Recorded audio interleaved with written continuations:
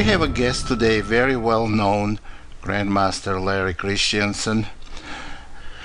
And our topic today is a Samisch variation of King's Indian. We have several DVDs made how to play King's Indian for black, but this time we have to cover something. We're going to cover something for white. And this is going to be Samisch variation that Larry is very good at and one of the best known specialists in this part of the opening, in this variation. So here is Larry, and enjoy, sit back, enjoy, and learn. Hi everybody, this is Larry Christiansen, and we'll be talking about the Samisch King's Indian. First, I thought I might talk a little bit about why I got interested in playing the Samisch King's Indian. The King's Indian defense, which is characterized by the fianchetto of his king bishop, this is your basic position, often leads to very nice black counterattacks, pawn storms against the castled white king on the king's side. And as a youngster, I never liked being on the receiving end of a kingside attack. I like to be on the delivering end. So I looked around, this around 1980s, looked around for an opening, a line against the King's Indian, where white controlled events, where white did the attacking, where white pushed black around. And so I hit upon the famous Samisch King's Indian, which is characterized by the move F3. Purpose of that F3 move, pawn move, is to anchor, secure that, fortify that pawn on E4, set up a beautiful safe haven for the dark squared bishop on E3, and to also promote a possible spike attack later on. On the downside, the pawn move F3 does tend to weaken dark squares, notably E3, F4, that area D4, and it does little to it's not a developing move. It's a pawn move, not a piece move. But I still think the pluses outweigh the minuses. Okay, let's now, before moving to our main area, I should talk a little bit about some rare sidelines. Let's say black, for instance, now played E5, inviting white to trade pawns and trade queens, depriving black of the right to castle. That's an anemic, wimpy line. We don't need to play that way. I'd rather keep the tension in the center, knight GE2, and follow up with bishop E3 and queen D2. Keep the tension and with a view towards castling queenside. Most of the time, black will play here castles. And I mean, when I say most of the time, it's probably 95% of the time.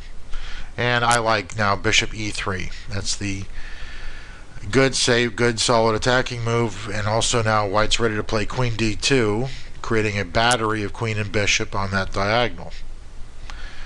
Now after bishop E3, black has quite a number of choices. The most popular here, no question about it, are E5, knight C6, that's the Panno Variation, the gambit line C5, which will not be the focus of our discussion in this video, and you have some sidelines like knight BD7 and C6. If black plays E5, white has several options, but I think the attacking player's option would now be knight GE2, keeping the tension in the center and keeping our focus on queen D2 followed by long castling. Now after knight GE2, let's say black plays knight BD7. White plays queen D2. Now black plays C6, and white castles long. Now he's got a very nice attacking formation, ready if black plays particularly sluggishly, to follow with moves like h4 and g4. If black plays correctly, white can pursue a more positional approach, maybe moves like king b1.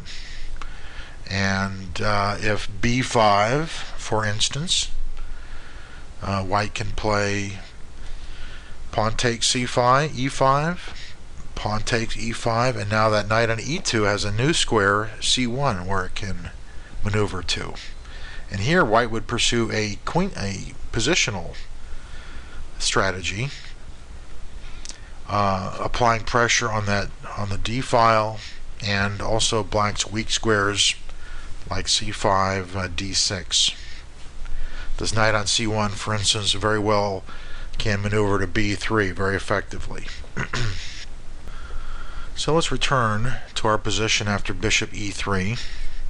So again, I advocate, if against e5, keep the tension in the center and pursue the plan of queen d2 and long castles.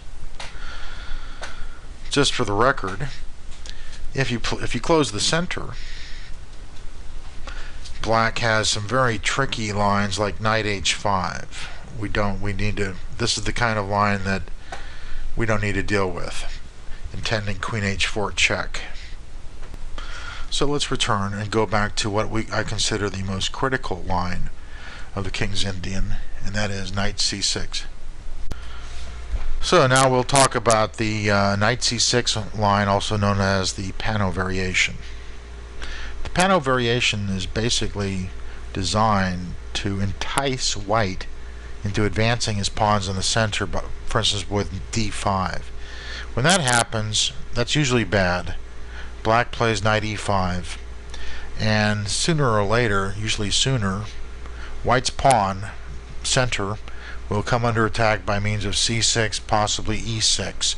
It'll get chopped away, and assuring black excellent counterplay, good squares for his pieces. Generally just not a good idea, and a total distraction from our real goal, which should be to launch a kingside attack. Okay, so after knight c6, two better ways to play either queen d2 or knight ge2. They're very similar, and they often transpose. For our purposes, we'll play knight ge2. I just like to get my knights developed and go from there. Now if black now plays e5, which a lot of people might think, gee, that must be the right move, then white does fix the center. He plays d5. He chases that knight to a bad square, e7. That's a terrible square for the knight, where it is dominated by white's pawn structure. The f5 square and the c6 squares are now occupied, and the knight's crowded in by his own pieces, g8, c8, and g6. And here, white will be in position very shortly to play queen d2, g4, and h4, followed by h5 and the standard and typically crushing kingside attack. So knight e7, a terrible lemon. e5 is a terrible lemon. Black should play a6. That's the correct move, and the purpose behind a6 is to play for quick b7, b5 to launch counterplay aimed at the future hiding spot of the white king, queenside. Well, after a6, white should just continue queen d2, setting up the queen bishop battery. He may or may not trade dark squared bishops depending on circumstances. Also, that prepares long castling. And now black should continue again, rook b8 to promote b7, b5. Very passive move is bishop d7, and you still see that once in a while, even by very strong grandmasters. And bishop d7, now the idea behind that move, it's just a generic developing move, but it really does not just really doesn't do that much for black's position. I think here's a good example of how white should handle the attack. He goes h4. Now, most of the time black cannot afford to let white play h5, so he responds by h5. So if white tries to open lines, he's going to pay a price for it. The price of admission, for instance, on the king side will be g4, hg4, and white lacks sufficient counterplay for his pawn investments. But a better move here for white would be bishop h6, trading off dark squared bishops. And black now reacts in the center with e5. And the purpose of that move now, if white plays d5, maybe black can jump into d4 actively, or perhaps even capture on h6. Queen takes h6 and then play knight d4. And white's he's a bit distracted by black's activity in the center. His attack can run aground.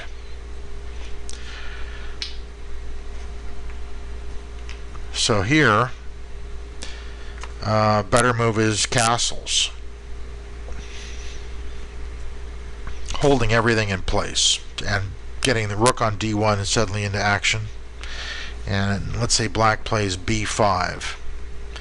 Well, this will be similar to the main line I'll be discussing later. Then white should just play knight d5 to eliminate black's stalwart defensive piece, that knight on f6. And this gives black severe headaches, defensive headaches. He can either accept a positionally inferior game with moves like knight takes d5 and c takes d5 and knight takes d4 and knight takes d4, e takes d4, bishop takes g7, king takes g7. Now here white doesn't need to attack. He can just play positionally.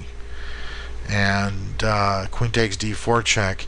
He's got a very, very nice pawn structure. Black has a very weak pawn on c7. White's no doubt going to quickly move his king to b1 and bring a rook to c1.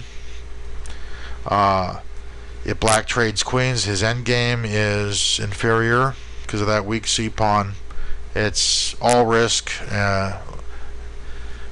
all gain and very little risk for white in this position.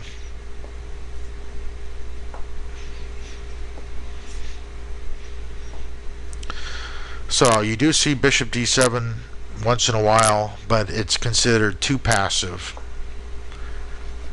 to really bother white.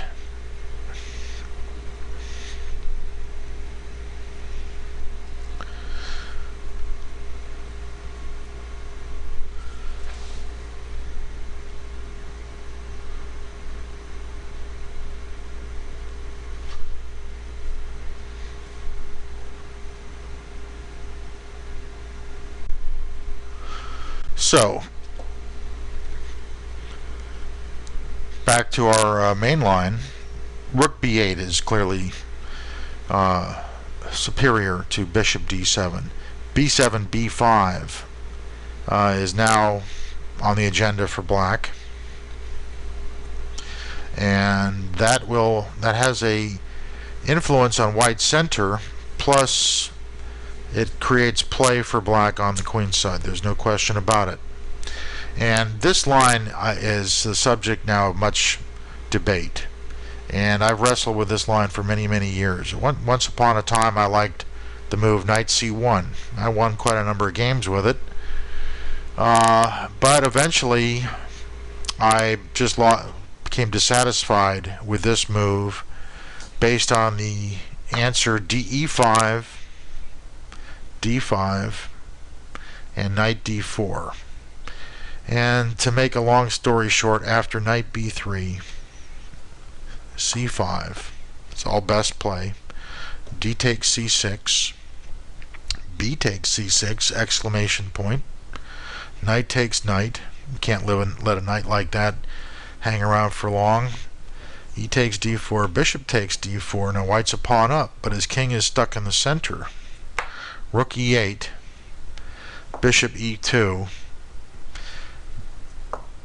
d5. Black has a very nice game. Even though he's down a pawn, he's got compensation in the form of very active, dangerous play. White must be very careful here. For attackers, this is the kind of we're on the receiving end of counterplay. We're not the givers of the attack. We're not leaders leading the attack. So let's go back and discuss some other continuations till I finally think I hit on the right way to play this.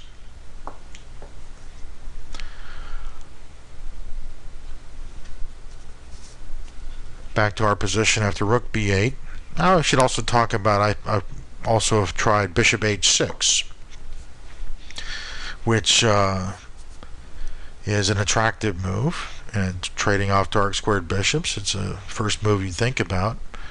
The problem with bishop h6, though, is that black can now just respond with b5, getting his pieces. It's safer than taking. Some people might be tempted to play bishop takes h6, queen takes h6, and e5. I've actually faced that move.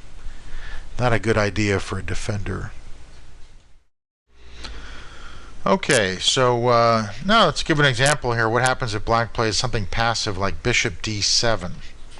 I have right in front of me a pretty good example. Game played this between Grandmaster Bu Zhangji and Grandmaster Vadim Svyagintsev, played in the Russian Team Championship 2008. And I think also this is a very good illustration of how white should attack in this line of the Samish King's Indian. So white plays bishop h6. Sometimes good, sometimes bad. Not never bad, but sometimes not the most effective. Here I think it is the most effective, especially combined with the main theme, which is a later knight d5. So black answered bishop h6 standard way, reacts in the center with e5. White castles. And now black starts his counterplay with b5. So he's stirring up trouble as quickly as possible on white's king. And now Bu plays knight d5 to eliminate that powerful key defensive piece, the knight on f6. The knight on f6 is not just near the black king, it's also helping to guard the g2, g4 square. So it must be eliminated. And here's Svyagintsev played rook e8. White immediately gets down to work with g4. Now, because of the threat of exchanging those knights, this move is now feasible. H takes g4. And white pursues his attack with h5. And so here, what happens if black plays, let's say knight takes h5. Here's what happens, very thematic too. White then plays bishop takes g7, king takes g7, and now knight g3, threatening to trade off that knight on h5. If knight takes g3, queen h6 check delivers mate. King g8, queen h8 mate.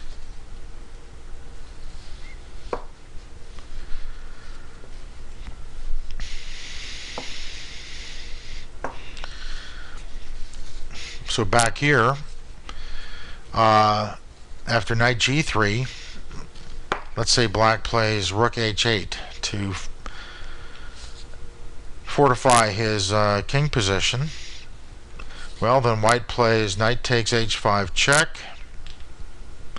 Let's say black now plays g takes h5. White will then play f takes g4, opening more lines. Black tries to keep it as closed as possible. Bishop takes g4. And here, white has the luxury of playing bishop e2. And black's king is getting increasingly exposed. Black's defenses are being whittled down, and that's very powerful knight on d5 as the star of our show. Black is very hard pressed to withstand the attack. The rook on d1 is soon to go to g1. Black can have that pawn on d4. Let's say knight takes d4. White can follow that up with bishop takes g4, h takes g4, and now rook g1 is very unpleasant for black. White has a very strong attacking play here. Let's go back.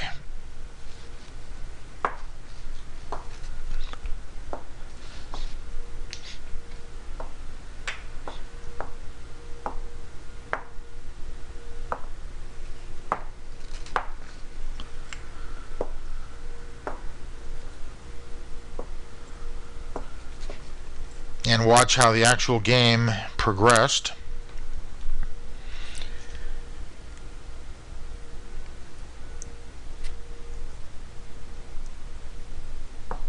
After g4. Black took on g4, h5, and I might also add, I think knight takes h5, white can even play knight g3 directly. The point being, knight takes g3, bishop takes g7. Now king takes g7 leads to checkmate, and if knight takes h1, here comes the queen, barreling down to h6, threatening checkmate, and well, black has no defense. f6, among many wins, bishop takes f6 looks simple enough, very convincing, threatening mate numerous ways, and the queen, black quickly collapses.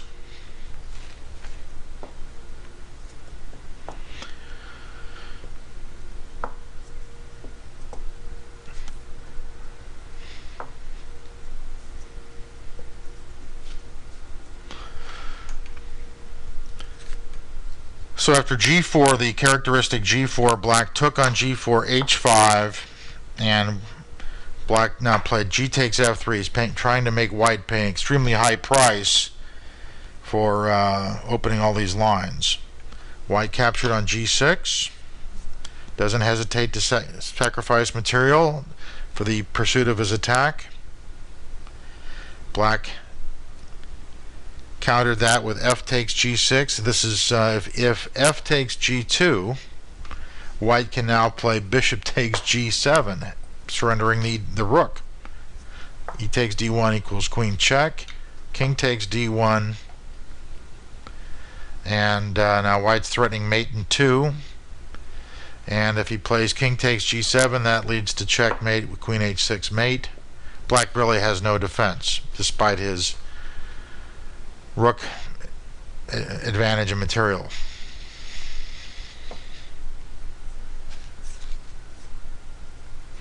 Note how ruthless white is in opening lines. I mean, that is the name of the game here. No wasted motion. Sack, deliver mate. Rip open, tear open the black defenses.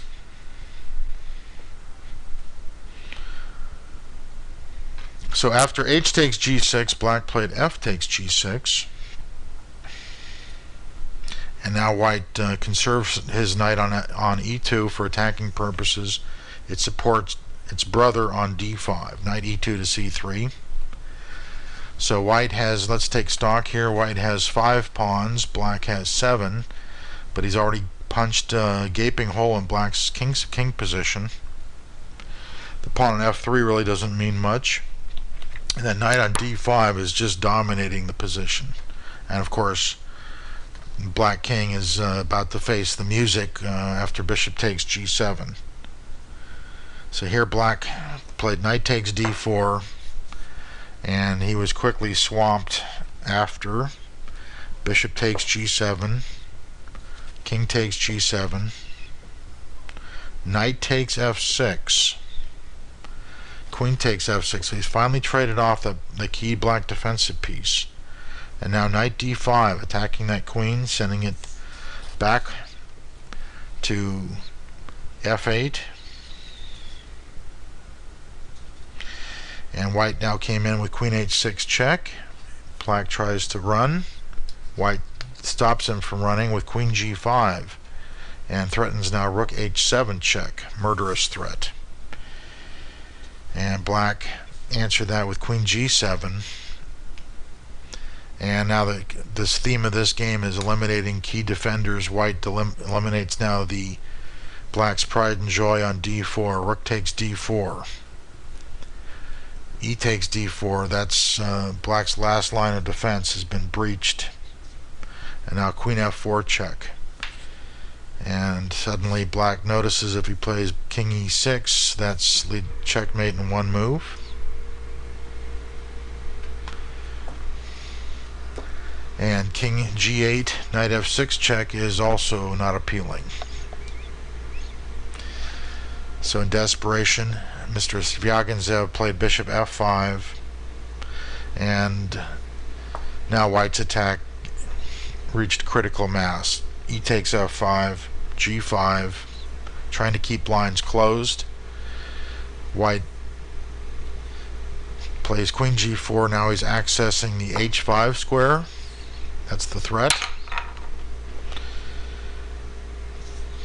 And black took into account black's last gasp here. Rook e1 check, king d2, rook a e8.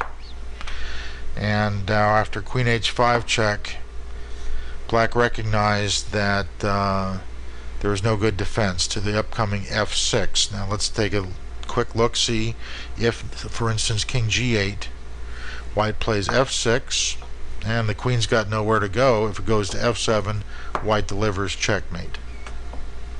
If it goes to f8, he delivers mate.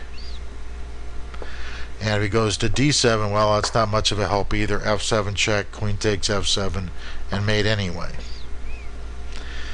We get the idea. Also in this position, if king f8, f6, the same story. Essentially, if queen f7, queen h6 check, followed by mate next move. And if queen g8, white surrenders that pawn again with f7. And again, if queen takes f7, now we deliver mate, queen h8 check, queen g8, queen f6 check, queen f7, and rook h8 checkmate. A good thematic game, well worth reviewing. It's a must-know game. Good example of how to blast open lines, sacrifice material within reason, and go after the black king. And it's games like that that illustrate how why passive moves like bishop d7 have lost favor. So bishop d7 is considered slightly second rate. Black's best move is rook b8. Immediately seeking quick counterplay with b7, b5. And if white would be foolish enough to play a4, that'd be not a good move here. That would, for white, create problems later on. Black can, for instance, he could play perhaps knight a5 straight away, threatening pawn on c4, threatening to play knight b3, winning the exchange, and also paving the way for moves like c7, c5. Perhaps it actually should be preceded by e7, e5 at once, and if d5 to play knight a5, knight c1 covering, and then black can play c5. And obviously white cannot risk castling queenside here. Castling kingside would be the only way to go, but black's going to achieve very, very solid counterplay. Bishop moves like bishop d7 and maybe b5 later.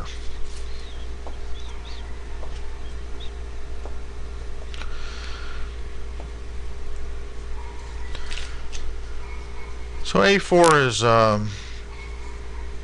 that's maybe worth testing, but I don't think it's the best move. Also worth considering is bishop h6. We saw that move played in the Zvyagintsev game, and that's a move I have tried myself in practice.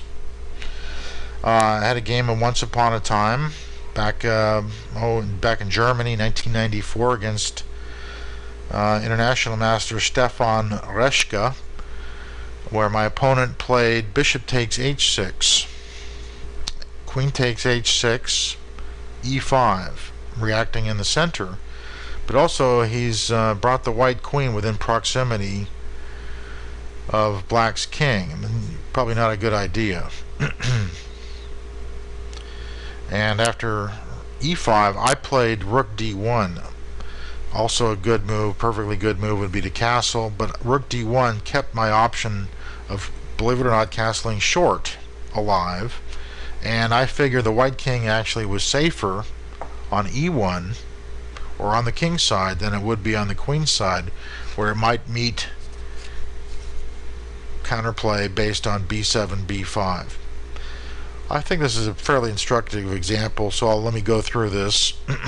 Rook d1, my opponent played e takes d4, abandoning the center. I think he would be better served playing b7, b5, going for straight counterplay. Chances for both sides. It's a dynamic, exciting position. I happen to favor white here after b5, but I think I would take white. My opponent played e takes d4. Not a terrible move, but it can lead to trouble if he's not careful. And now he played knight e5. I think here black should have played knight takes d4, rook takes d4, and get his queen off of that file and play queen e7, with a view towards playing queen e5, and who knows, maybe getting queen g3 check in. The question is, do I have anything better than a move like queen g5? And here I can see black has an option trading queens, queen with queen e5. Probably white's a little better, but nothing that significant.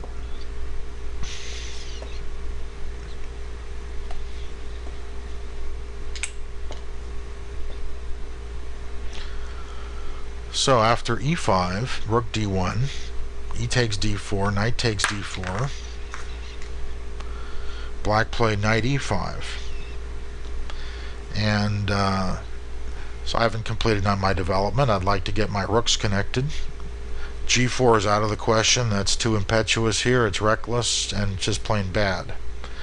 And I'm not well enough developed to play yet moves like c5. I'd like to, but I'd like a little more development first. So I played bishop e2. And now black played a bit passively. Perhaps c5 here was a better prescription for success. c7, knight c2, queen b6, for instance, to keep me preoccupied on the queen side. My pawn on b2 is vulnerable. Another idea might be to just get the queen off of that diagonal, off that file, and play queen e7.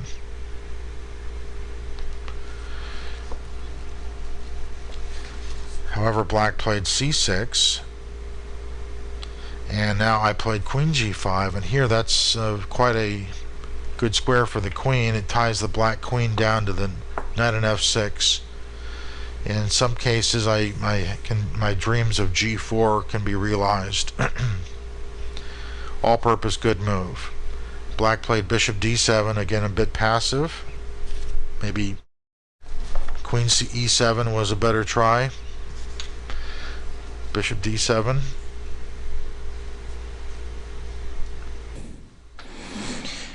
I agree with Larry. This is Roman back again. Black does have a passive position because they played maybe passively before, but even if black played on last move instead of bishop d7, queen e7, I don't think it's really changes much here.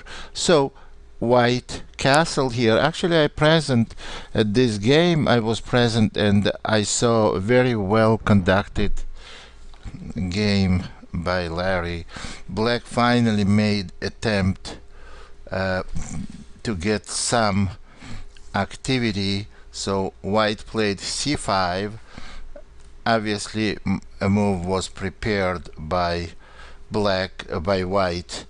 b5, c5 was prepared, d takes c, and white could have taken queen takes e5, and after cd rook takes d4, maybe even queen takes d4 with some advantage, but the move played by white was a lot stronger, was knight e6. Before taking the knight on e5, white completely damages black's pawn structure. Queen takes e5, and after c4, rook d6, white completely dominates whole board, and white won very shortly. We don't have to go through all this the rest of the game. Now here what I would like to go over some Samisch positions that Larry didn't cover, and those are positions with a closed center, with the e5 for black and d5 for white. So center is closed, so the development in the opening slightly. Grandmaster Damian Lemos here for onlinechesslessons.net. First of all, I hope you enjoyed this video. If you would like to receive more free chess videos from us, you can just click the subscribe button below. I would also highly recommend signing up for my free mail course, the 10 Grandmaster Secrets to Dominate Chess. During this exclusive course from onlinechesslessons.net, I'll share with you my own Grandmaster shortcuts to effective attacking, defending, and growth hacks to improving your chess without complicated books or memorization. So sign up by clicking the sidebar on the right, and I know you won't be disappointed. Once more, this is Damian for onlinechesslessons.net, and I'll see you in my videos. Thank you.